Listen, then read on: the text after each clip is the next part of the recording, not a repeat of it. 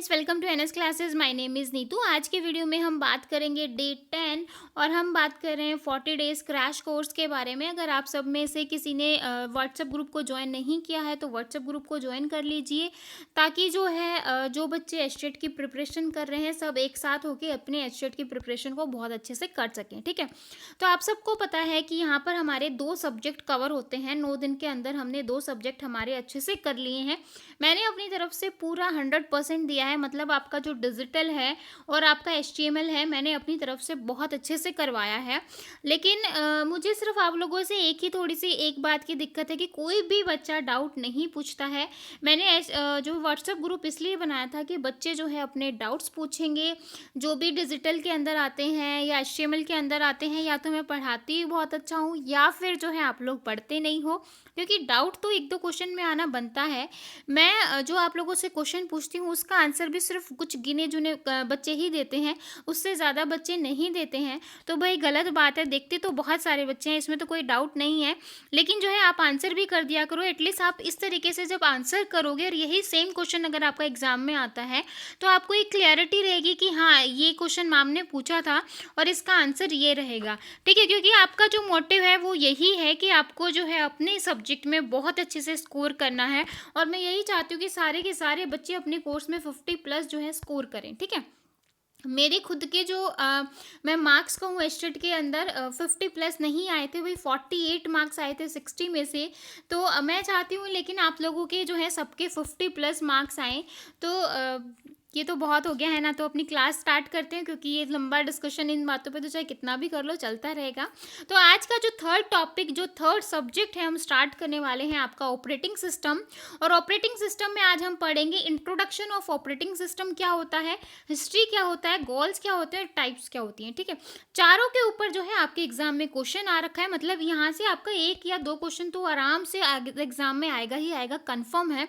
एक तो या तो ऑपरेटिंग सिस्टम की डेफिनेशन पूछ लेगा, या हिस्ट्री पूछेगा कि ऑपरेटिंग सिस्टम जो है कौन सी जनरेशन में जो है स्टार्ट हुआ था। इस तरह के क्वेश्चन आ सकते हैं। या फिर ये पूछेगा कि प्राइमरी गोल आपका ओएस का क्या हो सकता है, सेकेंडरी क्या होगा।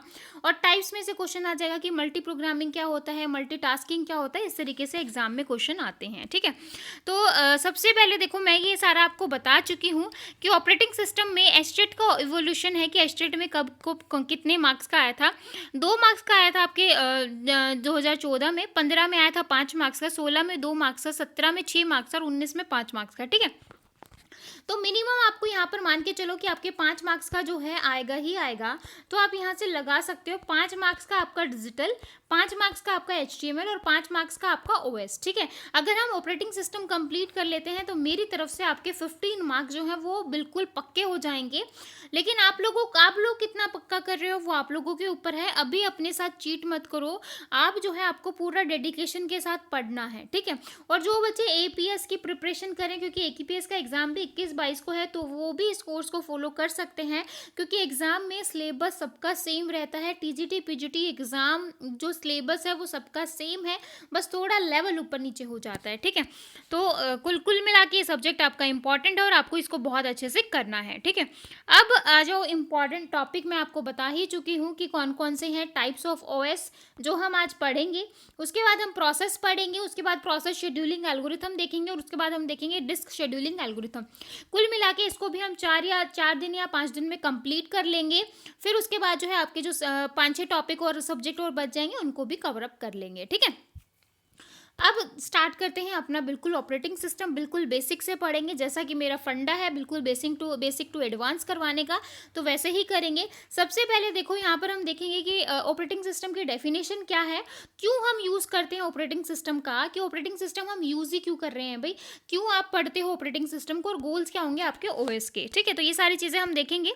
उसके बाद देखो ऑपरेटिंग सिस्टम क्या होता है। अगर ऑपरेटिंग सिस्टम की मैं सिंपल डेफिनेशन बताऊँ तो यही कहता है कि ऑपरेटिंग सिस्टम जो होता है इंटरफेस प्रोवाइड करता है आपके यूज़र और हार्डवेयर के बीच में। मतलब आप सबको पता है ये कंप्यूटर जो है आपका मशीन लैंग्वेज होता है, यूज़र जो है लाइक हम हो गए, तो जो आपका हार्डवेयर हो गया यानी कि जो आपका सिस्टम हो गया, जो आपका कंप्यूटर हो गया, वो समझता है मशीन लैंग्वेज दैट इज़ 0 और 1, ठीक है? बाइनरी लैंग्वेज समझता है।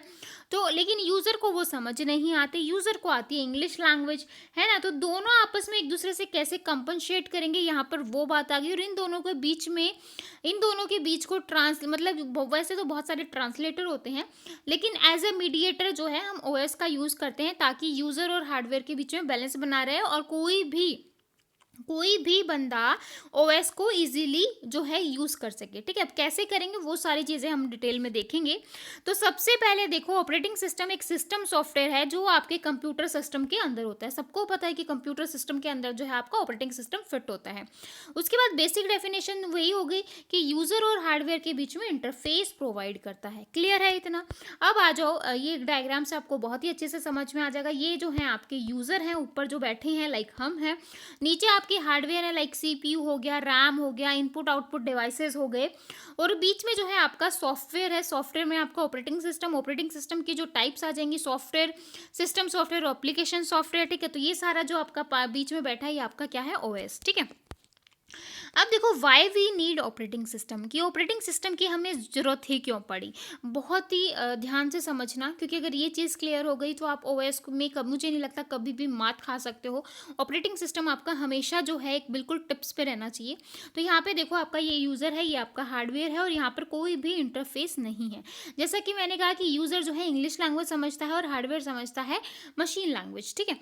अब यहाँ पर देखो, suppose there is no interface between user and hardware. यहाँ पे देखो, कोई भी इंटरफेस नहीं है यूजर और हार्डवेयर के बीच में। अब यूजर जो है वो डायरेक्टली हार्डवेयर से कैसे इंटरफेस करेगा, कैसे बात करेगा? तो it is not a convenient method. क्यों नहीं है कन्वीनियंट मेथड? क्योंकि यूज़र को तो भाई कुछ ना कुछ प्रोग्राम लिखना पड़ेगा। प्रोग्राम लिखेगा तभी वो हार्डवेयर के पास जाएगा, फिर हार्डवेयर उसको देखेगा, फिर वो वापस उसके पास आएगा, फिर उसको अगर कुछ और करना है तो फिर प्रोग्राम लिखना पड़ेगा। तो एक हैक्टिक वाला काम है। इसलिए क्या है, ये कन्वीनियंट मेथड नहीं है, सफिशिएंट नहीं है, क्योंकि हार्डवेयर जो है एक बहुत बड़ी कॉम्प्लेक्स मशीन है। तो और अगर मुझे हार्डवेयर को असेस करना है तो मुझे मशीन लैंग्वेज आनी चाहिए। जैसा कि मैंने कहा कि आपका हार्डवेयर जो है वो मशीन लैंग्वेज समझता है, और मुझे जो है मशीन लैंग्वेज बहुत अच्छे से आनी चाहिए, तभी जो है मैं उसके साथ क्या कर सकती हूँ, इंटरफेस कर सकती हूँ। तो अब देखो, आजकल जो है छोटे छोटे बच्चे, यानी कि 4-5 साल या 2-3 साल के बच्चे भी जो हैं कंप्यूटर को यूज़ कर लेते हैं। करते हैं कि नहीं करते? लेकिन अगर वो बच्चा अगर यहाँ पर ऑपरेटिंग सिस्टम ना हो तो सिर्फ वही असेस कर पाएगा जिसको मशीन लैंग्वेज बहुत अच्छे से आती है, जिसको प्रोग्रामिंग बहुत अच्छे से आती है। लेकिन अब ये तो है नहीं कि सबको ही प्रोग्रामिंग मशीन लैंग्वेज आने लग जाए। तो ऐसा फिर कैसे होगा? फिर तो कुछ लोग ही जो है कंप्यूटर को यूज़ कर सकते हैं। इसलिए जो है हम ओएस का यूज़ करते हैं ताकि कोई भी उसे ईजिली असेस कर सके। इसलिए जो है ये एक कन्वीनियंट मेथड है अगर हम ओएस को यूज़ करते हैं। तो बिना ओएस के ना ही कन्वीनियंट है और ना ही सफिशियंट है, ठीक है? तो ये क्लियर है? जिसको सिर्फ मशीन और प्रोग्रामिंग लैंग्वेज आएगी वही डायरेक्ट असेस कर सकता है, बाकी सब नहीं कर सकते। अब यहाँ पर एग्जांपल देखो, सपोज मुझे कोई वर्ड की फाइल प्रिंट करवानी है। फर्स्टली जो है मुझे एक प्रोग्राम लिखना पड़ेगा, प्रिंटर को इन्वॉक करना पड़ेगा, और फिर अगर मुझे बाई चांस मैंने एक प्रोग्राम लिख दिया, उसके बाद मैंने एक फाइल प्रिंट करवा ली, 5 मिनट के बाद मुझे दूसरी फाइल प्रिंट करवानी हो तो फिर अगेन मुझे क्या करना पड़ेगा, प्रोग्राम लिखना पड़ेगा, प्रिंटर को इन्वॉक करना पड़ेगा।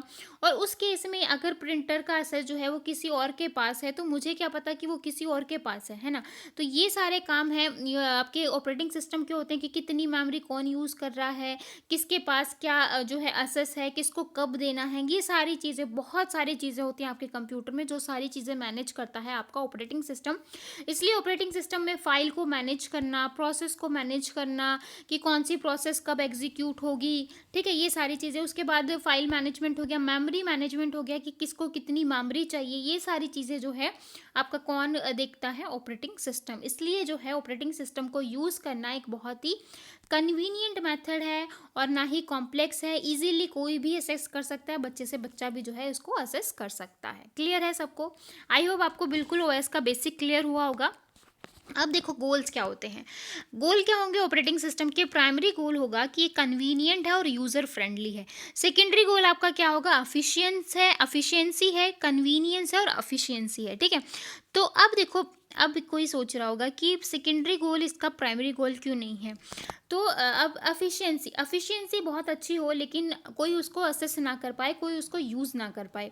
लेकिन ऑपरेटिंग सिस्टम ऐसा है लाइक विंडो लाइनेक्स में देखो, लाइनेक्स थोड़ा-सा जो है बहुत कम लोग यूज़ करते हैं, लेकिन विंडोज़ जो है वो बहुत ज़्यादा यूज़ करते हैं, जिसमें लाइनेक्स की जो एफिशिएंसी है वो विंडोज़ से ज़्यादा है। लेकिन जो है लाइनेक्स को कोई भी इजीली असेस नहीं कर सकता। इसका ये जो है फर्स्ट पॉइंट है और ये इसका सेकंड पॉइंट है, ठीक है। विंडोज़ जो है वो यूज़र फ्रेंडली है, बच्चे से बच्चा यूज़ कर सकता है, इसलिए जो इसका फर्स्ट प्राइमरी गोल है वो है कन्वीनियंस, मतलब इजीली कोई भी जो है यूज़ कर सके। और सेकेंडरी होगा कि उसकी एफिशिएंसी अच्छी होनी चाहिए, मतलब वो एक एफिशिएंटली काम करना चाहिए। क्लियर है? अब देखो ऑपरेटिंग सिस्टम में हम हिस्ट्री देखेंगे और उसके टाइप्स देखेंगे और फिर जो है आपका ओएस यहाँ पर एक जो टॉपिक है वो कंप्लीट हो जाएगा।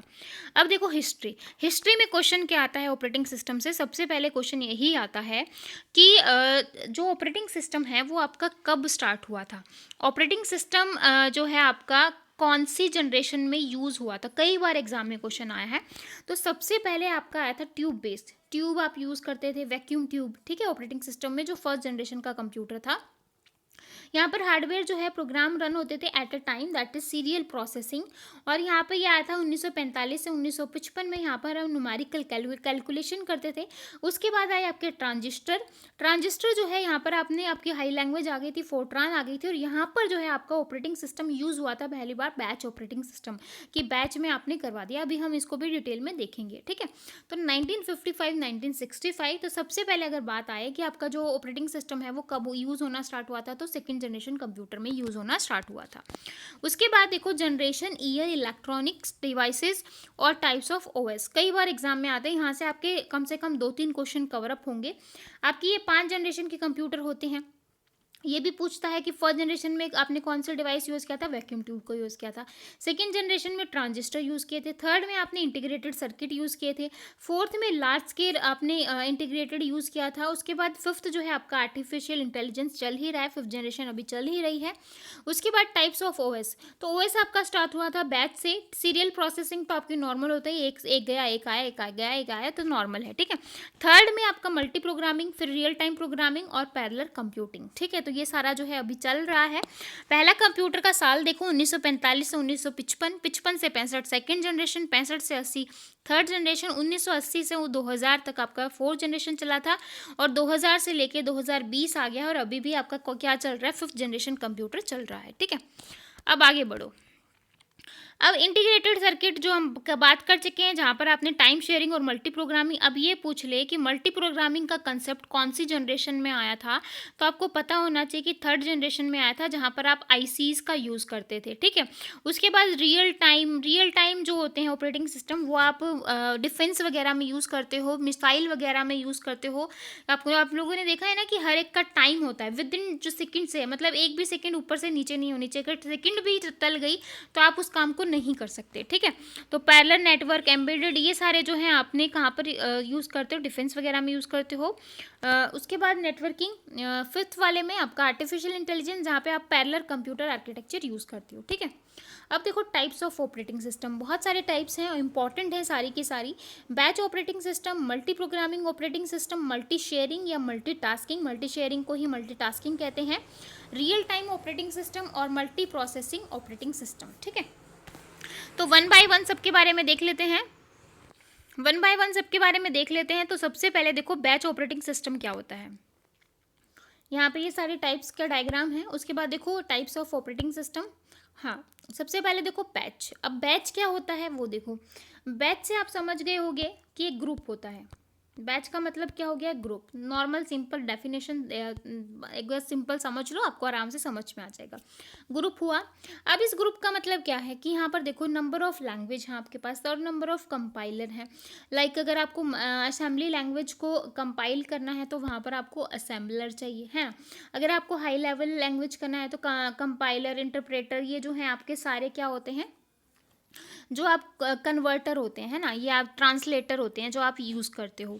तो अभी जैसे आपका देखो, आपके पास 2 प्रोग्राम है, फोरट्रोन का बैच और कोबोल का बैच है। तो आपने क्या किया, आपके पास नंबर ऑफ प्रोसेस आई, तो आपने उनको क्या किया, 2 बैच में डिवाइड कर दिया। एक में आपने सारे फोरट्रोन के प्रोग्राम रख दिए और दूसरे में आपने सारे कोबोल के प्रोग्राम रख दिए, ताकि एक टाइम पे एक कंपाइलर जो जो भी आपके पास प्रोसेसर है वो आप उसको ये फोरट्रोन वाले कर सके और दूसरे टाइम पे कोबोल वाले को कर सके, उसको बार बार जो है प्रॉब्लम ना आए। तो बैच ऑपरेटिंग सिस्टम जो है आपका सेकेंड जनरेशन में आया था, और यहाँ पर हम सिमिलर जॉब को एक बैच में बना देते हैं, ग्रुप बना देते हैं, और फिर जो प्रोसेसर है वो उसको एग्जीक्यूट करता है। Operator sort job as a deck of bunch card and into batch with similar needs. ठीक है, क्लियर है इतना। अब देखो यहाँ से डायग्राम से और अच्छे से क्लियर हो जाएगा कि यहाँ पर देखो, ये आपके पास नंबर ऑफ जॉब्स हैं, ये ऑपरेटर के पास आई, फिर आपने क्या किया है, अलग अलग जॉब को, एक सिमिलर जॉब को एक एक बैच में बना दिया। तो यहाँ पे देखो बैच 1, जॉब 1, जॉब 4, जॉब 6 और जॉब 8, ये बैच 1 में हो गई। 9, 5, 3, 2, 7 ये बैच 2 में हो गई। ठीक है, अब सीपीयू क्या करेगा, पूरे के पूरे बैच 1 को पहले एग्जीक्यूट करेगा, देन बैच 2 को करेगा। ठीक है, ये आपका ओएस हो गया, यहाँ पे आपके यूजर प्रोग्राम हो गए। क्लियर है।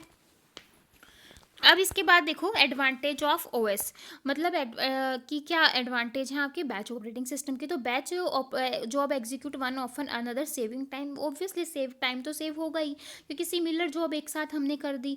फिर उसके बाद जो है लोडिंग कंपाइलर, बार बार कंपाइलर को लोड करने में प्रॉब्लम नहीं हुई है ना। During batch execution it manual intervention is needed. ठीक है, अब डिसएडवांटेज क्या है, हमारे पास जो उस टाइम पे जो मेमोरी थी वो बहुत लिमिटेड थी, इतनी ज़्यादा मेमोरी नहीं हुआ करती थी जितना आज हमारे पास मेमोरी अवेलेबल है। Interaction of input and output, उसके बाद जो है device directly with the CPU, और सीपीयू जो है मोस्ट ऑफ द टाइम आपका क्या रहता था, आइडल रहता था। लेकिन हमें जो बेस्ट करने के लिए हमें क्या करना होता है, हमारे सीपीयू को ज़्यादा से ज़्यादा बिजी रखना होता है। जितना ज़्यादा आप सीपीयू को बिजी रखोगे उतना ज़्यादा जो है आपका सिस्टम जो है बेस्ट है। ठीक है, अब देखो व्हाट इज ऑपरेटिंग सिस्टम। अब ऑपरेटिंग सिस्टम क्या होता है, इसका आंसर आप मुझे करेंगे, collection of program that manages hardware resources, system service provider to the application programs, link to user interface and the hardware and in application program, all of the mention. ठीक है, तो यहाँ पर क्या होगा, आपका ऑपरेटिंग सिस्टम क्या होता है हम डिटेल में कर चुके हैं, सारी चीज़ें मैं आपको बता चुकी हूँ। इसका आंसर आप मुझे कमेंट सेक्शन में देंगे। ठीक है, उस आंसर मत देखना, ठीक है, रोक के कहीं नेक्स्ट आंसर देखने लगो। इसके बाद देखो, which one of the following error will be handle by the operating system. Operating system के थ्रू कौन सी एरर को हैंडल किया जाता है, पावर फेलियर, पावर चली जाए, lack of paper in printer, connection failure in the network, या all of the mention. ठीक है, तो इसका आंसर भी आप मुझे कमेंट सेक्शन में बताएंगे। अब देखो स्पूलिंग क्या होता है, स्पूलिंग बहुत ही इंपॉर्टेंट है, कई बार एग्जाम में आया है, इसके ऊपर डायरेक्ट ज़्यादा क्वेश्चन नहीं आता, सिर्फ यही पूछा जाता है कि स्पूलिंग की डेफिनेशन क्या होती है। तो स्पूलिंग की अगर फुल फॉर्म की बात की जाए तो spooling stands for simultaneously peripheral operations online, input and output devices relatively slow compare to CPU. तो इनपुट आउटपुट डिवाइसेस जो हैं आपके स्लो होते हैं, सबको पता है सीपीयू के कंपैरिजन में, क्योंकि सीपीयू की स्पीड बहुत ज़्यादा होती है as compare to input output devices. Spooling data is stored first on to the disk. Spooling क्या करता है, सबसे पहले डेटा को स्टोर करेगा कहाँ पर, डिस्क में, and CPU interact with disk via main memory. CPU क्या करेगा, इंटरेक्ट करेगा किससे, डिस्क से, किसके थ्रू डिस्क करेगा, मेन मेमोरी के थ्रू करेगा, keyboard, mouse, printer, etc. Spooling जो होता है वो कैपेबल होता है overlapping input operation from one job with CPU operation of the other job. Clear है यहाँ से। अब यहाँ पे देखो, अब यहाँ पे इसने क्या किया, एक बंच बना लिया स्पूलिंग में, और कुछ लोड करवा लिया, और कहाँ पर किया, डिस्क में किया। अब जो सीपीयू होगा वो सीपीयू किससे इंटरेक्शन करता है, सेकेंडरी मेमोरी से, किसके थ्रू करवाएगा, मेन मेमोरी से। यही तो हमने देखा है कि जो सीपीयू है आपका, यहाँ पे देखो इनपुट आउटपुट डिवाइसेस, एक second, CPU interact with disk with via main memory. तो सीपीयू इंटरेक्ट करेगा डिस्क से, किसके थ्रू, मेन मेमोरी के थ्रू। ठीक है, इनपुट डिवाइसेस गए डिस्क के अंदर, फिर डिस्क में जो भी हमें इंपॉर्टेंट डेटा चाहिए होगा वो हम कहाँ पर लेकर आएंगे, आपके मेमोरी में लेकर आएंगे। फिर जो है आपको जो भी आउटपुट आएगी वो वापस डिस्क में जाएगी, और आउटपुट आपको कहाँ पे मिलेगी, यहीं से आपकी सेकेंडरी मेमोरी से जाएगी। क्लियर है सबको। अब देखो एडवांटेज ऑफ स्पूलिंग। स्पूलिंग की एडवांटेज क्या होंगी, यहाँ पर आपका कोई भी इंट्रैक्शन नहीं होता input and output devices with CPU. CPU utilization is more as CPU is busy most of the time. CPU की यूटिलाइजेशन ज़्यादा होगी क्योंकि मोस्ट ऑफ द टाइम जो है आपका सीपीयू बिजी होता है। तो हम तो यही चाहते हैं ना कि हमारा ज़्यादा से ज़्यादा जो सीपीयू है वो क्या रहे, बिजी रहे, मतलब उसको खाली बैठने का टाइम ही ना मिले। अब डिसएडवांटेज देखो स्पूलिंग के अंदर डिसएडवांटेज यही है कि यहाँ पर आपका क्या होता है, यूनी प्रोग्रामिंग का कंसेप्ट होता है, ठीक है। तो अब देखो हमने स्पूलिंग क्यों पढ़ा वो देख लो। स्पूलिंग हमने इसलिए पढ़ा है क्योंकि जो प्रॉब्लम आपके बैच में आ रही थी, बैच में आपकी क्या प्रॉब्लम आ रही थी कि वहाँ पर हमारा मेमोरी का जो कंसेप्ट था वो कम था। लेकिन स्पूलिंग में हमने क्या किया है, मेमोरी के कंसेप्ट को दूर किया है, क्योंकि यहाँ पर हमने क्या यूज़ किया है, सेकेंडरी मेमोरी को यूज़ किया है। और सेकेंडरी मेमोरी यूज़ करके मतलब जो हमारी मेमोरी की प्रॉब्लम बैच ऑपरेटिंग सिस्टम में आ रही थी वो हमारी स्पूलिंग में ख़त्म हो गई है। क्लियर है सबको। अब देखो स्पूलिंग में क्या प्रॉब्लम आ रही है, क्योंकि ये क्या है, यूनी प्रोग्रामिंग, मतलब एक टाइम पे एक ही प्रोग्राम जो है हम रन करवा सकते हैं, एग्जीक्यूट करवा सकते हैं, ठीक है। अब आएगा आपका मल्टी प्रोग्रामिंग का कंसेप्ट। मल्टी प्रोग्रामिंग का कंसेप्ट आएगा तो जो है आपको पता चलेगा कि स्पूलिंग में क्या प्रॉब्लम थी जिसको हमने कहाँ पर यूज़ किया, मल्टी प्रोग्रामिंग में। अब देखो स्पूलिंग क्या होता है, क्वेश्चन यही आता है कि स्पूलिंग क्या होता है। तो it is more secure method of accessing data, print job go more smoothly with less stop and go. Third option देखो, the computer is relate to do the other things while still printing, ठीक है। तो यहाँ पे मैंने जैसा कि कहा कि यहाँ पर नंबर ऑफ प्रो जो है आपकी कहाँ पर चली जाती है, सेकेंडरी मेमोरी में, और फिर वाया मेन मेमोरी जो है वो इंट्रैक्शन करता है। तो इसी ऑप्शन आपका करेक्ट होगा। अब देखो which of the following is an example of spool device. Spool devices का एग्जाम्पल यही है कि जो लाइन में प्रिंटर जो आपके प्रिंट करवाते हैं आउटपुट नंबर ऑफ जॉब्स, ठीक है। अब इसके बाद देखो एक्सप्लेनेशन से इसी ये तो मैंने बता ही दिया कि जो स्पूलिंग की फुल फॉर्म है साइमल्टेनियसली पेरिफेरल ऑपरेशन ऑनलाइन होता है और यहाँ पर हम प्रिंटर यूज़ करते हैं। क्लियर है सबको। अब देखो मल्टी प्रोग्रामिंग का कंसेप्ट आया आपका कि बैच देखा हमने, बैच में जो प्रॉब्लम आई उसको हमने स्पूलिंग से दूर किया, स्पूलिंग में जो प्रॉब्लम आएगी उसको हम किससे दूर करेंगे, मल्टी प्रोग्रामिंग से। तो यहाँ पर देखो मैक्सिमाइज सीपीयू यूटिलाइजेशन, ज़्यादा से ज़्यादा हम मल्टी प्रोग्रामिंग में सीपीयू की यूटिलाइजेशन करते हैं। तो कैसे करेंगे वो देखो। मल्टी प्रोग्रामिंग कहता है कि एक टाइम पे वो क्या करता है, मेन मेमोरी में नंबर ऑफ प्रोसेस को ले आता है, किस किस चीज़ के लिए, रेडी टू एग्जीक्यूट, मतलब कि प्रोसेस को मतलब क्या हो सके, एग्जीक्यूट हो सके, ठीक है। तो यहाँ से इसने क्या किया, ज़्यादा से ज़्यादा जो प्रोसेस एग्जीक्यूट होने वाले हैं उनको ज़्यादा से ज़्यादा प्रोसेस को कहाँ पर ले आया, मेन मेमोरी में ले आया। क्यों, क्योंकि वो उनको क्या करना चाहता है, एग्जीक्यूट करना चाहता है, सीपीयू को यूटिलाइज करना चाहता है, ठीक है। अब देखो process generally require CPU time and input output time. Process जो है वो जनरली क्या रिक्वायर करती है, दो टाइम होते हैं। अभी हम जब प्रोसेस देखेंगे तो आपको बहुत अच्छे से क्लियर होगा। प्रोसेस के पास जो है आपका सीपीयू टाइम होता है और इनपुट आउटपुट टाइम होता है। तो यहाँ पे आप डायग्राम में देख भी सकते हो कि मैंने जैसे नंबर ऑफ प्रोग्राम को मैं कहाँ पर ले आई, मेन मेमोरी में ले आई। अब यहाँ पर देखो जैसा कि मैंने कहा कि आपके पास दो टाइम होते हैं, सीपीयू टाइम और इनपुट आउटपुट टाइम होता है। जब हम प्रोसेस को देखेंगे तो आपको बहुत अच्छे से क्लियर हो जाएगा। आप बस यहाँ से ये समझो कि अगर मैं कोई प्रोसेस एग्जीक्यूट कर रही हूँ तो एग्जीक्यूट होने के लिए या तो उस मतलब उसको सीपीयू का टाइम चाहिए, सीपीयू उसको एग्जीक्यूट करे, या फिर जो है प्रोसेस को खुद को क्या करने हैं, आईओ ऑपरेशन यूज़ करने हैं, इनपुट आउटपुट डिवाइसेस यूज़ करने हैं। तो दो ही टाइम होते हैं यहाँ पर, सीपीयू टाइम और आईओ टाइम, ठीक है। तो so if running process perform input output are some event which do not require CPU then instead of sitting idle, ठीक है। तो इस केस में क्या होता है कि जब प्रोसेस को सीपीयू नहीं चाहिए और उसको आईओ ऑपरेशन मतलब आईओ टाइम चाहिए, तो वो इनपुट आउटपुट डिवाइसेस को यूज़ करने के लिए चली जाती है। तो उस टाइम पे जो आपका सीपीयू होता है वो क्या होता है, आइडल हो जाता है। CPU then instead of single CPU make a context switch. तो उस टाइम पे सीपीयू क्या करेगा, कॉन्टेक्स्ट स्विच करेगा और प्रोसेस को बोलेगा ठीक है तुझे आइए ऑपरेशन यूज़ करने तो यूज़ कर। वो फिर उस टाइम पे वो क्या करेगा, दूसरी प्रोसेस को एग्जीक्यूट करना स्टार्ट कर देगा, ठीक है। And pick some other process and this idea will be continue. तो अगर वो दूसरी प्रोसेस को लेगा और जो है उसको एग्जीक्यूट करना स्टार्ट कर देगा। सीपीयू जो है यहाँ पर आइडल नहीं रहता है, is not process ready to execute और at a time of context switch, ठीक है। तो सीपीयू यहाँ पर कभी आइडल नहीं रहेगा। अगर उसके पास प्रोसेस है एग्जीक्यूट करने के लिए और दूसरी प्रोसेस जा रही है ये ऑपरेशन यूज़ करने के लिए, तो वो फटाफट कॉन्टेक्स्ट स्विच करेगा और दूसरी प्रोसेस को जो है मेन मेमोरी में तो होती हैं वहाँ पर जो है एग्जीक्यूट में लाता है और उनको एग्जीक्यूट कर देता है। क्लियर है। अब देखो ये देखो यहाँ पर अच्छे से क्लियर हो जाएगा। ये आपकी सेकेंडरी मेमोरी है, ये आपकी मेन मेमोरी है, ये आपका ऑपरेटिंग सिस्टम है और ये आपका सीपीयू है। तो यहाँ पर नंबर ऑफ प्रोसेस जाती है सीपीयू के पास एग्जीक्यूट होने के लिए। अगर उसको सीपीयू नहीं चाहिए तो वो क्या करेगा, यहाँ पर आपके आईओ ऑपरेशन है वो क्या करेगी, आईओ ऑपरेशन को यूज़ करने के लिए चली जाएगी। क्लियर है। ये देखो यहाँ से और अच्छे से क्लियर हो गया। ये नंबर ऑफ प्रोसेस है, ये आपका ऑपरेटिंग सिस्टम है, ये आपके आईओ डिवाइसेस हैं। तो अगर प्रोसेस को सीपीयू नहीं चाहिए तो वो क्या करेगी, लाइक सपोज J2 आपकी एग्जीक्यूट हो रही है और उस केस में जो है उसको क्या करना है, आईओ ऑपरेशन यूज़ करने हैं, तो सीपीयू उसको कहाँ भेजेगा, आईओ ऑपरेशन के लिए, और फिर वो क्या करेगा, कॉन्टेक्ट स्विच करेगा और J4 को एग्जीक्यूट करने के लिए बुला लेगा। क्लियर है सबको।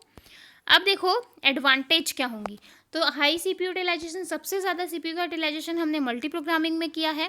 वेटिंग टाइम यहाँ पर कम है, रिस्पॉन्स टाइम यहाँ पर कम है, maybe extended to multiple users, nowadays very useful when load is more. Clear है सबको। अब देखो डिसएडवांटेज, यहाँ पर शेड्यूलिंग आपकी डिफिकल्ट हो जाती है। Main memory management is required, main memory की मैनेजमेंट चाहिए।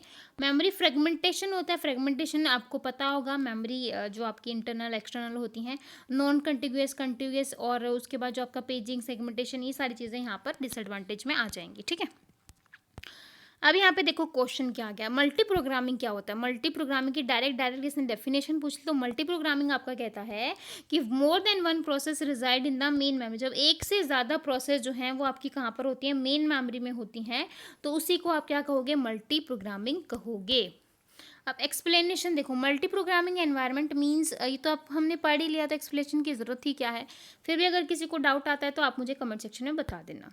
अब देखो difference between multi programming and multitasking. Multitasking और मल्टी प्रोग्रामिंग थोड़ा सा सेम सेम ही लगता है, आप सबको लग रहा होगा कि क्या डिफरेंस है, तो इसलिए मैं आपको डिफरेंस बता रही हूँ। उसके बाद हम मल्टीटास्किंग को जो है डिस्कस करेंगे, ताकि आपको अच्छे से समझ में आ सके। तो यहाँ पे देखो मल्टीटास्किंग जो होती है वो प्रिएम्प्टिव होती है, और यहाँ पर जो एक्स्ट्रा एडवांटेज होगी, रिस्पॉन्सिवनेस, अराउंड रोबिन, मतलब हर एक को इक्वल रिस्पॉन्स मिलेगा। अब यहाँ पर जो है अगर एक सेकंड जो इसके पास जा रहा है, फिर इसके पास, फिर इसके पास, फिर इसके पास, मतलब यहाँ पर जो रिस्पॉन्स है वो सबको बराबर बराबर मिलता है। अब देखो मल्टी प्रोग्रामिंग और मल्टीटास्किंग में डिफरेंस क्या। मल्टी प्रोग्रामिंग क्या कहती है कि one process in main memory which are ready to execute, मतलब एक टाइम पे एक से ज़्यादा प्रोसेस जो है वो आपकी मेन मेमोरी में होती हैं और रेडी होती हैं एग्जीक्यूट होने के लिए। मल्टीटास्किंग से आप समझ रहे होगे, मल्टीटास्क मतलब एक मतलब बहुत सारे टास्क में डिवाइड कर देना। More than one task is executed at the single time utilizing multiple CPU. तो यहाँ पर आपका सीपीयू सिंगल है, लेकिन यहाँ पर आपके सीपीयू जो है वो क्या है, मल्टीपल सीपीयू है। यहाँ पर जो है आपका कॉन्टेक्ट स्विचिंग होती है, और यहाँ पर आपका क्या होता है, टाइम शेयरिंग होती है, कि हर एक को इक्वल टाइम दिया जाता है शेयर करने के लिए। It takes more time to execute the process, यहाँ पर बहुत ज़्यादा टाइम होता है प्रोसेस का एग्जीक्यूट करने के लिए, और यहाँ पर आपका कम टाइम होता है एग्जीक्यूट टास्क और प्रोसेस। यहाँ पर the idea is to reduce the CPU idle time for as long as possible, और यहाँ पर the idea is allow multiple process to run simultaneously via time sharing. Clear है सबको। अब देखो मल्टीटास्किंग क्या होता है। मल्टीटास्किंग और पढ़ लोगे तो आपको समझ में आ जाएगा। वैसे मल्टीटास्किंग आप समझ ही गए होंगे कि यहाँ पर हम मल्टीपल सीपीयू का यूज़ करते हैं, मल्टीपल प्रोसेसिंग का यूज़ करते हैं। तो टाइम शेयरिंग और मल्टीटास्किंग जो होता है वो एक लॉजिकल एक्सटेंशन होता है किसका, मल्टी प्रोग्रामिंग का। तो ये चीज़ हमेशा याद रखना कि मल्टी प्रोग्रामिंग का लॉजिकल एक्सटेंशन है multitasking and time sharing. Multiple jobs are executed by the CPU switching context between them, but the switches occur is frequently that the user may interact with each program while it is running. A time-shared operating system uses CPU scheduling and multi-programming to provide each user with a small portion of time-shared computer. ठीक है, तो यहाँ पर हम time को share करवाते हैं, और जो आपका मल्टीटास्क होता है उसके बाद जो है यहाँ पर आपकी कॉन्टेक्स्ट स्विचिंग नहीं होती। क्लियर है सबको। अब देखो मल्टीटास्किंग जो होती है, multi programming with time sharing, only one CPU but switches between process so quickly that it give an illusion that all existing at same time. The task is in multitasking में refer to multiple threads of some program. Main idea is better response for executing multiple process together. Clear है सबको। कोई भी doubt आता है single point पे तो आप कमेंट सेक्शन में पूछ सकते हो। ये यहाँ पर आप डायग्राम हम कर चुके हैं, अच्छे से क्लियर भी हो गया होगा। अब आगे देखो। अब यहाँ पे देखो ना, अब जैसे आप अब मैंने कंप्यूटर ऑन किया है, तो कंप्यूटर ऑन किया है तो मैंने जैसे ईमेल भी खोल लिया अपना, फिर मैं कुछ सोच रही हूँ कि चल गाने भी सुन लेती हूँ, माइंड भी फ्रेश हो जाएगा। मैं कुछ सर्च भी कर रही हूँ तो मैंने गूगल भी ओपन कर लिया। अगर मैं कुछ वर्ड पे टाइप कर रही हूँ तो मैंने वर्ड भी खोल लिया। ठीक है, तो इस तरीके से मैंने मल्टीपल फाइल्स को यहाँ पर खोल लिया है। तो ऑपरेटिंग सिस्टम इन सारी चीज़ों को साइड बाई साइड जो क्या करता है, मैनेज करता है, और हम लोगों को पता ही नहीं चलता कि सारी चीज़ें जो हैं वो पैरेलली चल रही हैं। क्लियर है सबको। अब देखो logical extension of multi programming operating system. Logical extension क्या होता है आपका मल्टी प्रोग्रामिंग ऑपरेटिंग सिस्टम का, जस्ट अभी हमने देखा था। आई होप आप इसका आंसर जो है अच्छे से करेंगे। नेक्स्ट क्वेश्चन देखो, multi process system has advantage of. Multi process की जो सिस्टम की एडवांटेज होती है वो क्या होती है? थ्रूपुट को इंक्रीज करता है, एक्सपेंसिव हार्डवेयर होता है, ऑपरेटिंग सिस्टम या ऑल ऑफ दिस। तो ऑब्वियसली ऑपरेटिंग सिस्टम क्या है, यहाँ पे तो ऐसा कुछ है नहीं। एक्सपेंसिव हार्डवेयर ये भी क्या है, तो ये ऑप्शन तो आपके वैसे ही एलिमिनेट हो जाएंगे। अब दो ऑप्शन एलिमिनेट हो गए तो आपका ऑल ऑफ दिस भी हो जाएगा। बचा आपका सिंगल ऑप्शन, दैट इज क्या करता है, थ्रूपुट को इंक्रीज करवाता है। नेक्स्ट क्वेश्चन देखो, the term time sharing has been replaced by. जो आपकी टर्म है टाइम शेयरिंग की, उसको आप किससे रिप्लेस करोगे? टाइम टास्किंग सिस्टम से। ठीक है, तो यहाँ पर डायरेक्ट पूछा है टाइम शेयरिंग को आप मल्टी प्रोग्रामिंग नहीं कह सकते, मल्टी प्रोसेसिंग नहीं कह सकते, क्या कहोगे? मल्टी टास्किंग ही तो कहोगे। मल्टी प्रोग्रामिंग का एक अलग कंसेप्ट है, मल्टी प्रोसेसिंग एक अलग है। तो टाइम शेयरिंग और मल्टी टास्किंग जो है आपके सेम होते हैं। तो यहाँ पर इसका आंसर क्या आ जाएगा? सी आ जाएगा। नेक्स्ट क्वेश्चन देखो, executing more than one program, मतलब एक टाइम पे एक से ज़्यादा प्रोग्राम को एग्जीक्यूट करना कॉन्करेंटली बाई वन यूज़र और one computer is known as, उसको क्या कहोगे आप? Multitasking. ठीक है, मल्टी प्रोसेसिंग क्या होता है? मल्टी प्रोसेसिंग, यहाँ पर आपके मल्टीपल प्रोसेस की बात आ गई है। टू और more CPU within a single computer in close communication, मतलब दो या दो से ज़्यादा सीपीयू जो हैं आपके एक सिंगल कंप्यूटर में होना और उनके बीच में close communication, sharing the system बस, मेमोरी एंड अदर डिवाइसेज। वो आपस में क्या कर रहे हैं? कम्युनिकेट करवा रहे हैं, शेयर करवा रहे हैं सिस्टम बस, मेमोरी और अदर आईयू डिवाइसेज। ठीक है, डिफरेंट क्या होगा? प्रोसेस में run of different CPU, parallel execution क्या होगा? Symmetric one operation system control all CPU, etch CPU has equal right, मतलब हर एक सीपीयू के जो है वो इक्वल राइट होंगे। सिंगल सिस्टम के अंदर आपके दो या दो से ज़्यादा जो है वो क्या है? सीपीयू हैं। एसिमेट्रिक आपका क्या कहता है? Master slave architecture, system task one processor and application on other one CPU will handle all hardware interrupt और IO devices. They are easy to design but less efficient, मतलब डिज़ाइन अच्छा होता है लेकिन एफिशिएंसी जो है अच्छी नहीं होती। अब यहाँ पर देखो, मेमोरी हो गई आपकी CPU, CPU 2, CPU 3, CPU n।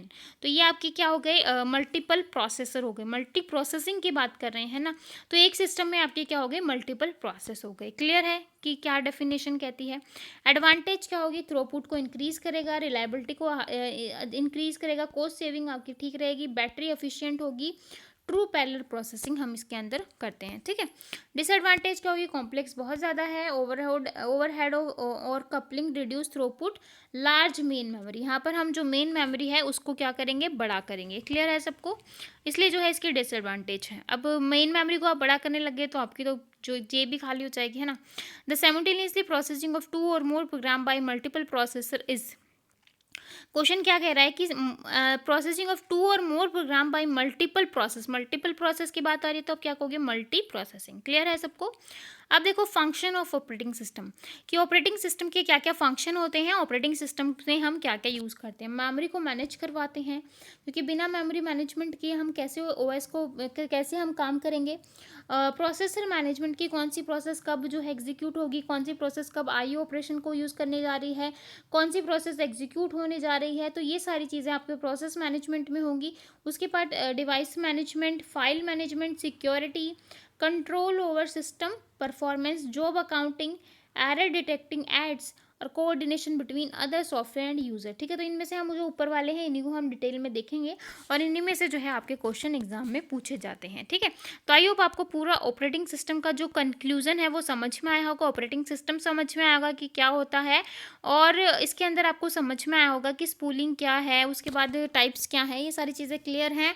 फिर भी अगर आपको सिंगल पॉइंट पे डाउट आता है तो आप मुझसे कमेंट सेक्शन में पूछ सकते हो, क्योंकि कमेंट सेक्शन में जब ज़्यादा से ज़्यादा आप क्वेश्चन पूछोगे, ज़्यादा से ज़्यादा आंसर करोगे, तो आप लोगों के लिए ही एक तरीके से मदद होगी, आपको अपने लिए मदद कर रहे हो। ठीक है, तो आई होप आपको पूरा जो कंक्लूज़न है, और अगर आपने किसी ने व्हाट्सएप ग्रुप को ज्वाइन नहीं किया है तो कर लो, ताकि जो है आपके और भी डाउट जो है वो क्लियर हो सकें। तो अगर आपको वीडियो अच्छी लगी हो तो चैनल को एक लाइक और सब्सक्राइब करना बिल्कुल ना भूलें, और अपने फ्रेंड्स के साथ शेयर कर सकते हैं जो भी बच्चे एस्टेट की या केवीएस, एनवीएस, डीएसएसबी की प्रिपरेशन कर रहा हो। तो फिर मिलेंगे ऐसी नई वीडियो के साथ, तब तक के लिए बाय एंड थैंक यू।